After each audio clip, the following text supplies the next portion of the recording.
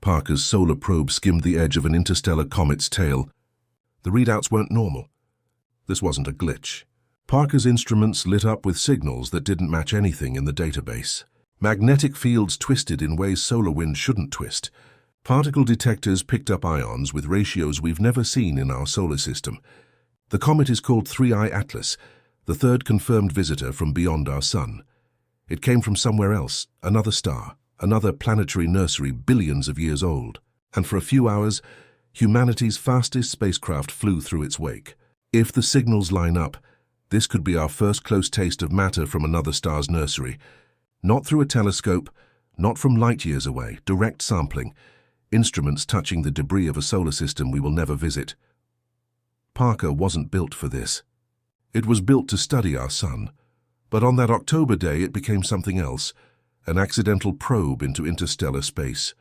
What did Parker's instruments actually pick up? That's the question keeping mission scientists up at night. Because if those readings are real, everything changes. The composition, the magnetic fingerprint, the chemistry locked inside those particles. We're about to break down what happened in that tail and why it might rewrite what we thought comets could be. Interstellar comets carry ions shaped by their birth clouds. That's not speculation, that's physics. When a comet forms, it locks in particles from the nebula around its parent star. Those particles carry a signature, a magnetic orientation, a chemical fingerprint. Even after traveling for millions of years through deep space, those patterns survive. Think of a leaf drifting on a river. The river is the solar wind. The leaf still carries old pollen from the tree it fell from. Same concept. The comet's tail gets pushed by our sun's wind, but the particles inside remember where they came from. Parker's Fields instrument measures magnetic fields at millions of samples per second. It's built to track how the sun's magnetism behaves. But when it crossed 3I Atlas's tail, scientists weren't just looking for solar wind patterns. They were hunting for something older, a twist, a misalignment, a magnetic field orientation that doesn't match the local environment at all. If Fields caught that, it would mean one thing: memory. A magnetic fossil from another star's cradle, locked inside the tail of a visitor we will never see again. That idea should thrill you. It means Parker touched a story older than our sun, older than Earth. A fragment of a system that built its own planets in its own way. And we might have the data to prove it. SWEEP can taste ions in the wind. It can tell heavy from light, carbon from oxygen, water molecules from carbon monoxide. That's what the solar wind electrons, alphas, and protons instrument does. It samples everything flowing past the spacecraft. In normal conditions, it reads the sun's output: hydrogen, helium, standard solar particles. But in a comet's tail, the mix changes. Some researchers watch for unusual ratios: carbon to oxygen, nitrogen to carbon, deuterium to hydrogen. That kind of clue matters, because every solar system forms from a collapsing cloud of gas and dust. The temperature, pressure, and chemistry of that cloud shape what survives. Our system formed at a specific distance from the galactic center, specific conditions, specific materials. A comet from another system formed somewhere else. Different star, different disk, different rules. A strange pattern in Parker's ion readings would hint at a protoplanetary disk unlike ours. Not wildly alien, just different enough to notice, like tasting water from a foreign river and realizing the minerals don't match home. What ratio would convince you this came from a different kind of system? If Parker sees out-of-family ion patterns, we get a direct sample of another system's building blocks. Not light from a distant star, not a spectrum filtered through space, direct particles, raw material. That raises a big question. How many ways can solar systems form? Are there templates, or does every star birth planets differently? One ion ratio won't answer that, but it's the first brick in a foundation we've never been able to build before. The next clue isn't chemistry, it's motion at dust grain scale, and it matters for starflight, because what happened when Parker hit those grains at 700,000 km/h could teach us how to survive the journey between stars. Parker is fast and faster than any object we've flown. At peak velocity, it hits 700,000 km/h. That's not a casual number. That's a spacecraft moving so quickly that time itself shifts slightly compared to Earth. When you're moving that fast, dust isn't just dust anymore. A grain the size of a sand particle becomes a bullet. A speck smaller than a human hair becomes a micrometeorite, traveling at tens of kilometers per second, relative to the spacecraft. When those grains hit, they don't bounce off. They vaporize instantly.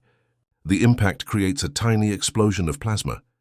Electrons and ions burst outward in a flash. Parker's Fields instrument can sense the electric pop, a spike in the data, a brief disturbance in the electromagnetic field around the hull. The spacecraft logs it, records the signature, moves on. But that blip is data, real data on how craft survive deep space at interstellar speeds.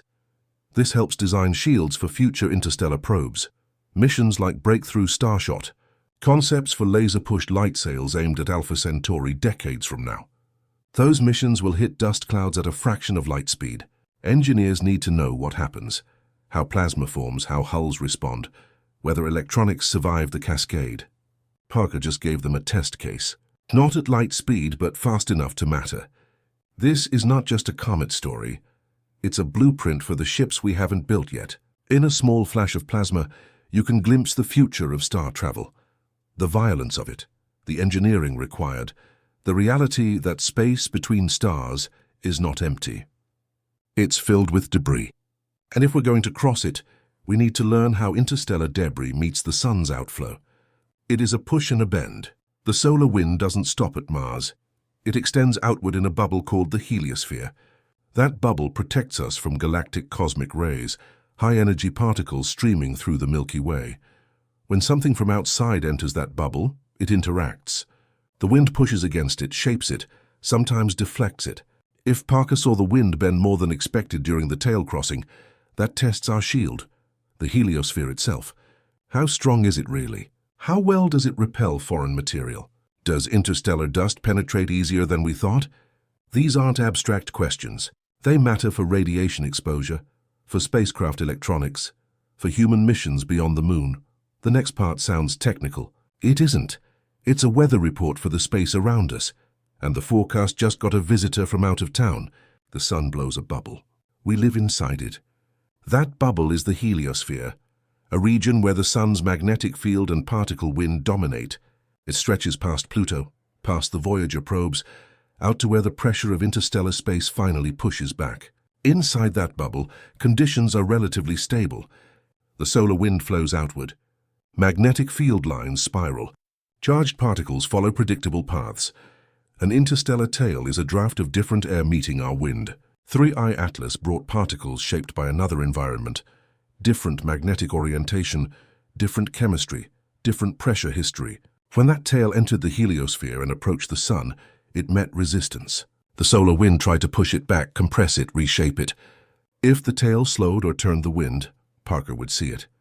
Fields would register a shift. Sweep would detect unusual turbulence. The magnetic field lines wouldn't look normal. That kind of disturbance matters for radiation risks, for astronauts, for satellites, for the next crew leaving Earth orbit. The heliosphere shields us from cosmic rays. But if interstellar material can disrupt the wind, it means our shield isn't a solid wall. It's more like a screen, permeable. A visitor's breath changed our local breeze. That should give you chills because it means the boundary between our system and the galaxy isn't as sharp as we thought. It means we're constantly exchanging material with deep space. And if that exchange accelerates, the radiation environment around Earth changes, not catastrophically but measurably. That's the kind of data Parker wasn't designed to collect, but it might have. Anyway, isotopes are the same element with different weight. Take hydrogen, the lightest element. Normally it's one proton, one electron, simple. But sometimes hydrogen carries an extra neutron. We call that deuterium, heavy hydrogen. When you measure water, you can count the ratio deuterium to hydrogen, DH. That ratio tells a story. It reveals temperature, pressure, the conditions when that water formed. Earth's oceans have a specific DH ratio. Comets from our solar system cluster around a range, sometimes higher, sometimes lower, but within a family. An interstellar comet might not fit that family. Parker's particle sensors can't run a lab. They can't freeze samples and weigh atoms precisely, but they can hint at unusual heavy-to-light ratios. If SWEEP or ISIS detected ions with masses that don't match the expected distribution, scientists would flag it. Compare it to known comets. Check if it falls outside the pattern. A different ratio would mean water from a different recipe, a different sun story. It would mean 3I Atlas formed in a colder region or a hotter one, or near a star with different metallicity, different building blocks entirely.